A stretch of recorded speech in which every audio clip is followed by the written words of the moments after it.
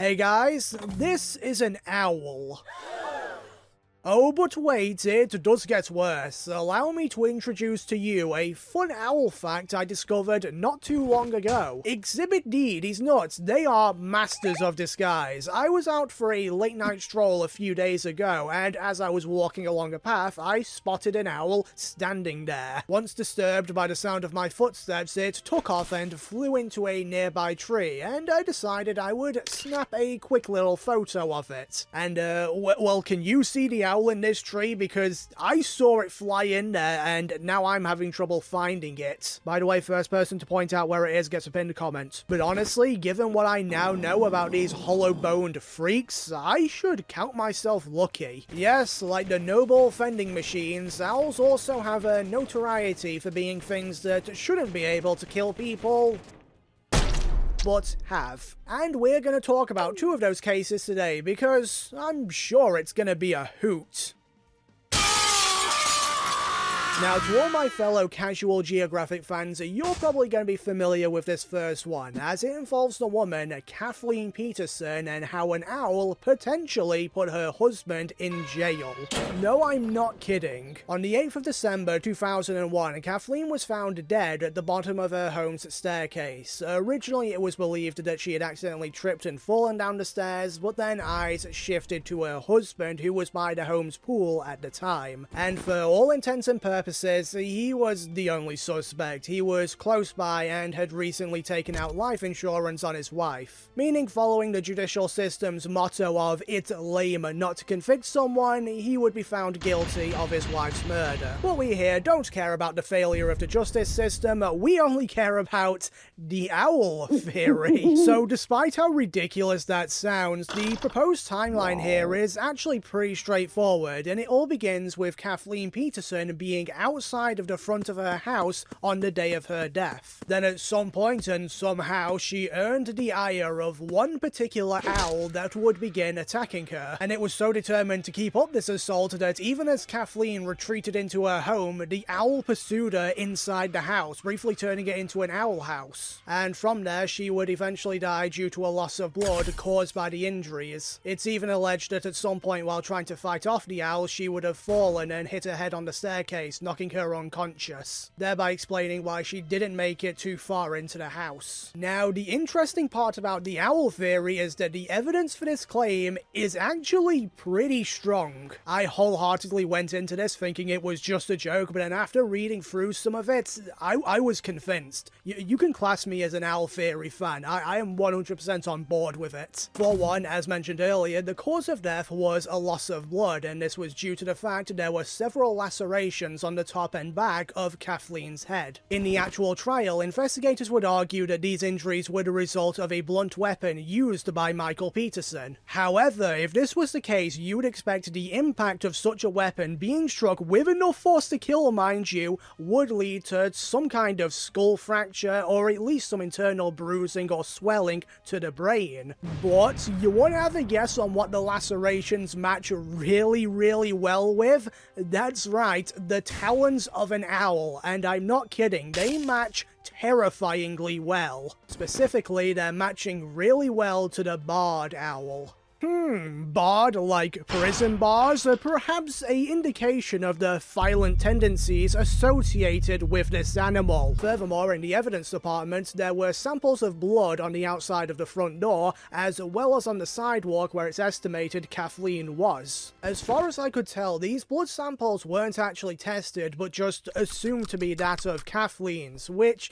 if that's the case, and not to backseat prosecute or anything, but that's kind of an important distinction, owl or not. The argument is Michael Peterson murdered his wife inside of the house, so why is there blood outside of the house? That doesn't make any sense. The final piece of evidence giving credence to the owl theory is, ironically, evidence that the owl left on Kathleen's body. Sources vary on the number, but at least one owl feather was found with Kathleen, as well as a twig which had some of Kathleen's hair tangled up in it. Now this was the most confusing part of the story by far. Allow me to elaborate. Originally, I thought this would be a great way to to disprove the owl theory altogether, because surely if an owl attacked a woman, there would be feathers flying all over the place. It would be just pure chaos. And you would be able to see that in the crime scene. However, one of the crime scene photos is of the pavement outside of the house, and the debris on the ground there does look an awful lot like feathers. And because the theory goes that Kathleen was attacked outside of her house, this makes sense. But after some very professional research of watching owl fighting videos on YouTube, that doesn't actually seem to be the case. Even in enclosed, hectic environments, the owls don't appear to be losing a great deal of feathers. So in short, there's evidence that the owl theory is true because of the presence of feathers,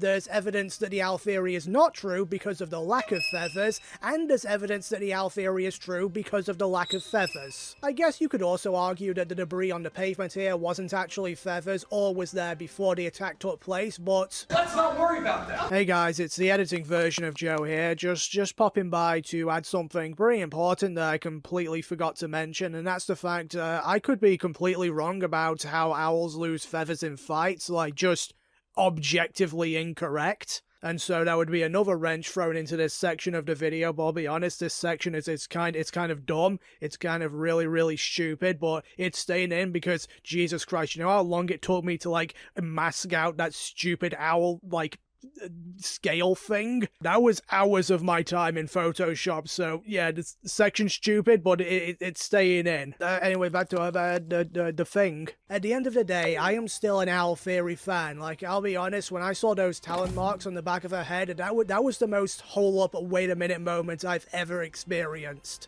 I think what happened is she got attacked outside by the owl and suffered those lacerations, then the owl buggered off and she ran back inside, where unfortunately she would fall and hit her head on the staircase, knocking her unconscious and allowing her to bleed out. I don't think there's any way the owl would have followed her inside and not left more evidence. Now back to reality, and to my utter disappointment, this theory, the owl theory, was not actually used in court, which just proves we live in the worst timeline. I mean, can you imagine the spectacle? Okay, Mr.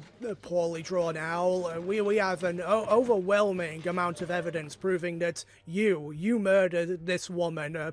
What do you have to say in your defense? Hoot, hoot, hoot, hoot, hoot, hoot, hoot, hoot, hoot, hoot, hoot, hoot, hoot.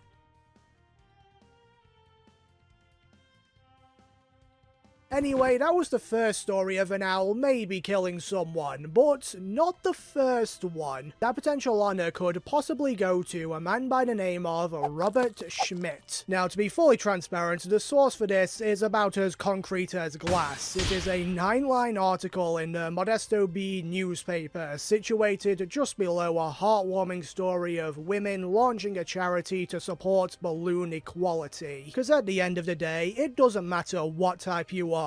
Birthday party, animal, airship, you all lift each other up, and you are all beloved. Where was I now? Oh yes, owls and their murderous intent, and a story where the source is, trust me bro. Allegedly, what happened was, in 1985, Robert was driving his truck through California when he accidentally collided with an owl. Wanting to be a good Samaritan, he parked his truck up and went to help the injured animal, at which point he was rewarded by having a traditional English greeting.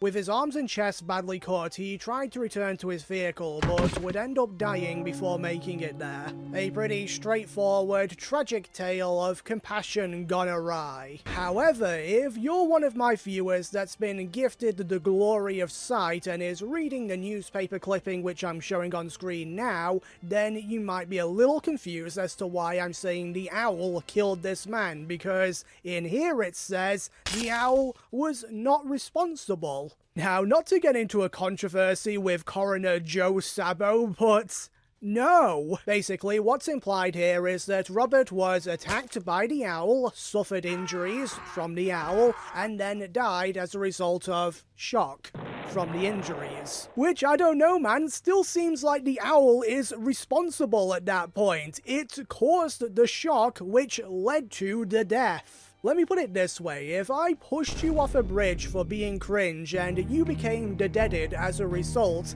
I can't just say to the police, oh well, it wasn't me that's responsible for the death, it was the sudden impact with the ground. I'm the one that killed him. That kills people. Okay, that aside though, what else of interest is there to be found within this case? Well, I guess that makes sense. Yeah, sorry to say, while the first killer owl had a lot of interesting stuff to dissect, this second one was more or less just, there was a guy, there was an owl, the end. And I guess that also means this is the end of our discussion regarding owls with murderous intent. Or is it? Yeah, that's right, kids. Make sure you subscribe to the channel because next week we're going to be looking over the other two owl-related deaths. One where an owl shrieked at a window and a woman died somehow, and another about a bewitched owl which continuously grew in size until it was capable of killing a man in South Africa. Because when you really need someone dead, you gotta do it the right way. Alright, shout out to all of my Patreon supporters. You are all amazing and lovely, and you're all just beautiful and the best people in the world, better than anyone else, better than God in fact, and yeah, I really do appreciate you. And as for the rest of you, I hope you have a fantastic day. Thank you for watching, like, subscribe, all that normal stuff, and bye-bye. Hey guys, don't put this in the comments or anything. This is just for the cool kids who have watched all the way through the video. There is no owl in this photo. I lied.